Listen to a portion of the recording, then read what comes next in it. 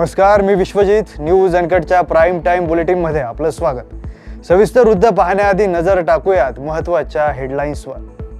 कोल्हापूरच्या ऐतिहासिक विशाळगडावरील 14 अतिक्रमण जमीनदोस्त, प्रशासनाची मोठी कारवाई.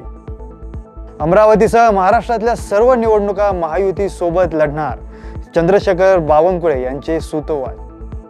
यवतमाळ नगर परिषद क्षेत्रातील विकास कामं तातडीने पूर्ण करा, पालकमंत्री संजय राठोड यांचे निर्देश. आणि मे महिन्यात एकूण जीएसटी संकलन 16.4% वाढून 2.01 लाख कोटी रुपयांपेक्षा जास्त कर संकलित. आता पाहूयात बातम्या विस्ताराने.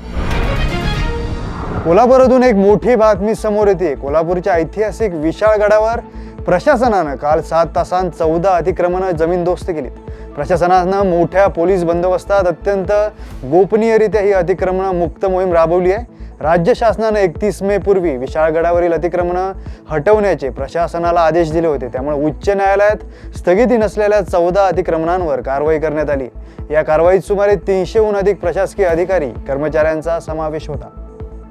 आज विशाळगडावरील जे अतिक्रमण गड किल्ल्यावरचे अतिक्रमण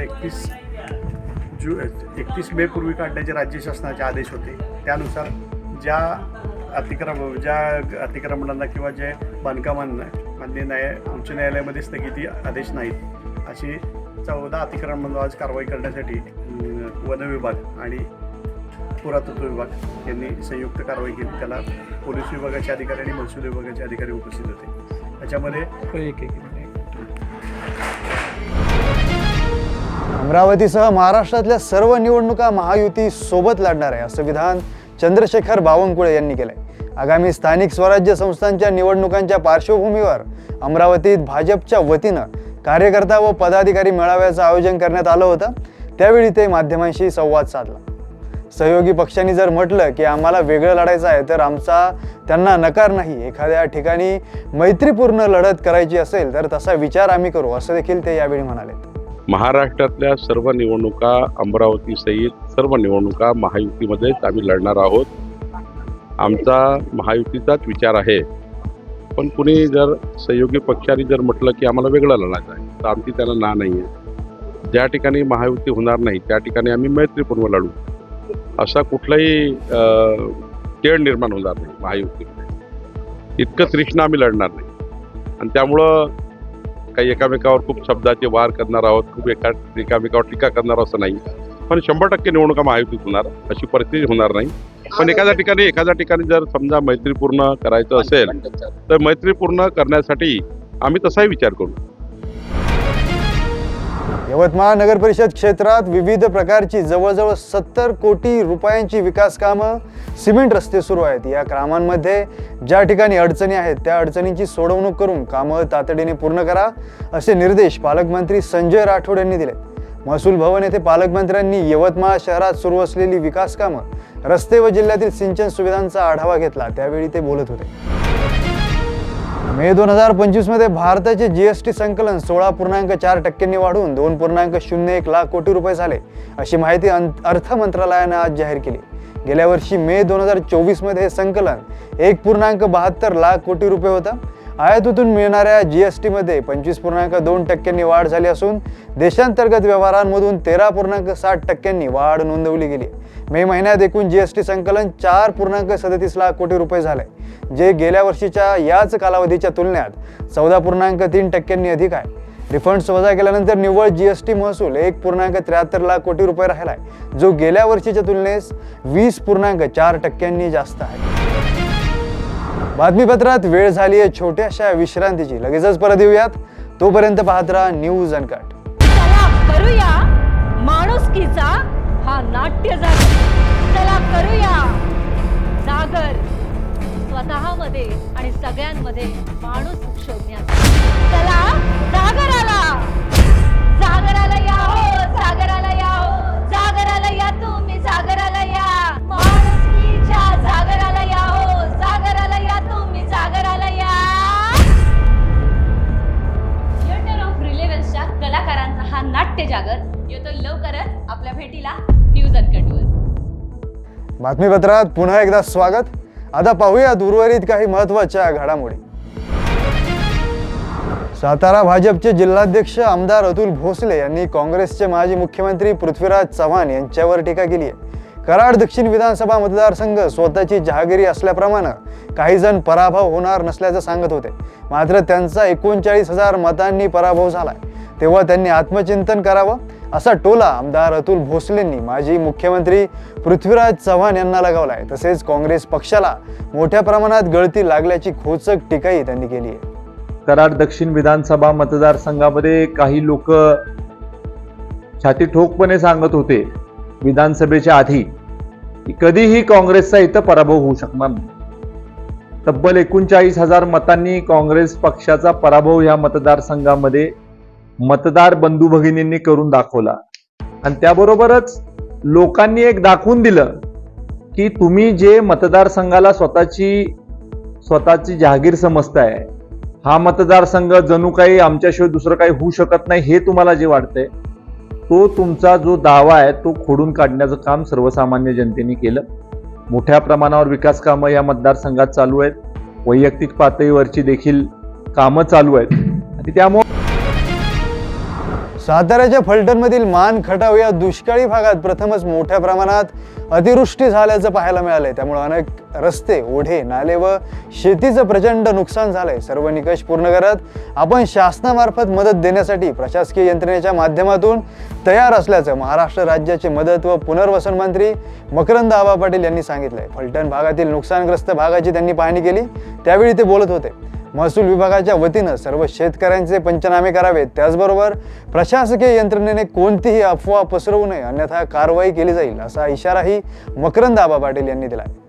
तातडीची मदत म्हणजे NDRFचा जो निकष आहे या निकषानुसारच मदत केली जाते आणि ही मदत तातडीनं कशी शेतकऱ्यांना देता येईल या संदर्भामध्ये शासन निश्चितपणानं प्रयत्नशील. पण आपण जिल्ह्याचे मंत्री म्हणून तुम्ही निकषाच्या बाहेर जाऊन मदत करावी अशी नाही, शेतकऱ्यांची मुळामध्ये मागणी. मी निकषाच्या बाहेर जायला काही माझ्या ह्याच्यावर चालत नाही. याच्यावर एक उच्चस्तरीय कमिटी आहे आणि ती कमिटी या संदर्भातले निर्णय घेत असते आणि ती मदत दिली असते. माझ्या विभागाचं काम काय आहे, जी मदत NDRFच्या निकषानुसार आहे ती मदत शेतकऱ्यांपर्यंत त्यांच्या DBT प्रणालीद्वारे त्यांच्या बँक खात्यामध्ये रक्कम जमा करणं हे माझ्या विभागाचं काम आहे आणि ते लवकरात लवकर आम्ही करू. कामगार, कष्टकरी आणि सर्वसामान्य जनतेच्या हक्कांसाठी लढा देणारे ज्येष्ठ समाजसेवक बाबा आढाव यांना त्यांच्या वाढदिवसानिमित्त शरद पवार यांच्या उपस्थितीत संघर्ष योद्ध्यांनी भेट देऊन मनपूर्वक शुभेच्छा दिल्या. समाजासाठी लढताना बाबा आढावांनी उभा केलेला आदर्श आमच्यासाठी सदैव प्रेरणादायी राहिला. अशा शब्दांत सर्वांनी बाबा आढाव यांच्या सामाजिक कार्याचा गौरव केला. छत्रपती संभाजीनगरच्या वाळूजमधील प्रसिद्ध उद्योजक संतोष लड्डा यांच्या घरावर पडलेल्या दरोड्यामागे त्यांच्याच बालमित्राचा हात असल्याचं तपासात उघड झालंय. बाळासाहेब चंद्रकांत इंगोले या लड्डा यांच्या बालपणीच्या मित्रानंच हा कट रचल्याचं समोर आलंय, अशी माहिती DCP प्रशांत स्वामी यांनी दिली आहे.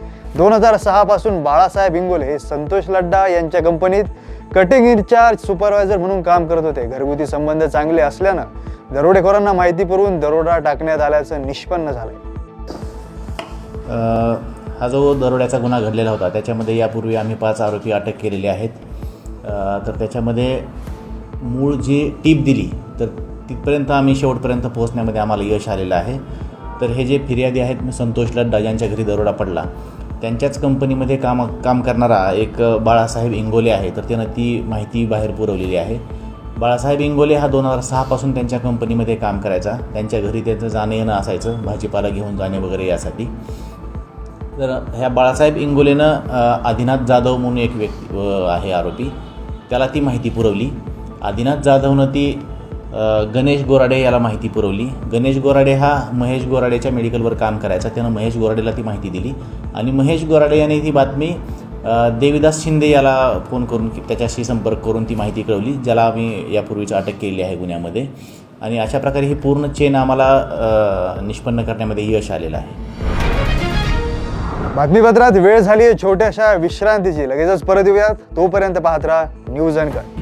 10,000 किलोची झणझणीत पुणेरी मिसळ, 2100 किलोची चमचमीत खिचडी, 8 फुटाचा लांब चटपटीत कबाब, मस्त खा आणि स्वस्त रहा असे म्हणणारे भारतीय खाद्य संस्कृतीचे शिल्पकार जगप्रसिद्ध शेफ श्री विष्णू मनोहरजी लवकरच आपल्या भेटीला येत आहेत अनकट स्पेशल या सत्रात. बातमीपत्रात पुन्हा एकदा स्वागत. आता पाहूयात उर्वरित काही महत्त्वाच्या घडामोडी.